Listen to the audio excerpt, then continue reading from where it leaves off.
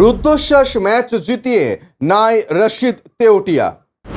5-5 হলো না রাজস্থান রয়্যালসের। আইপিএল 2024 অবশেষে থামল রাজস্থান রয়্যালসের অশ্বমেধের ঘোড়া। টানা 4 ম্যাচে জয়ের পর ঘরের মাঠে গুজরাট টাইটান্সের বিরুদ্ধে মরশুমের প্রথম হারের স্বাদ পেল সঞ্জু স্যামসনের দল।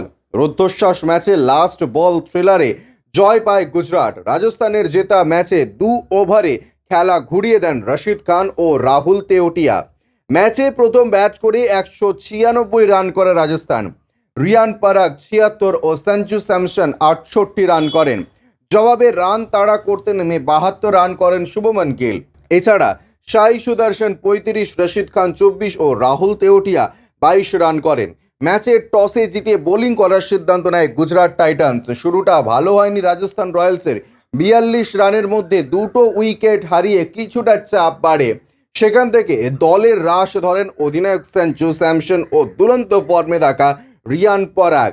উইকেট বাঁচানোর পাশাপাশি মারকাটারি ব্যাটিং করেন সঞ্জু ও রিয়ান।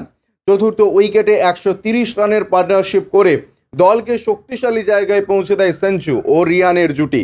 অর্ধশত রান করেন দুজনেই। রিয়ান পরাগ 48 বলে 76 করে আউট হন। 5টি 6 ও 3টি 4-এ সাজানো হয় তার ইনিংস। সঞ্জু শেষ পর্যন্ত অপরাজিত থাকেন 38 বলে 68 রানে। 7টি 4 ও 2টি 6 মারেন তিনি। 20 ওভারে 3 উইকেট হারিয়ে 196 রান করে Rajasthan Royals. Bureau report UJ news.